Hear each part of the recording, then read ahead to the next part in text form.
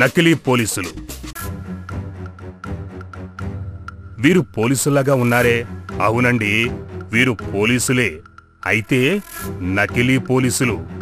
వీరిని పోలీసు పరిభాషలో ఇరానీ పోలీసులంటారు. వీరేం చేస్తారనుకుంటున్నారా? చూడండి, డబ్బు ఆభరణాలతో వెళ్లేవాళ్లను ఆపి తమను తాము పోలీసులుగా నమ్మించి చెక్ చేయాలనే వంకతో వారి వద్ద ఉన్న సొమ్మును ఎలా దొంగిలిస్తారో గమనించండి.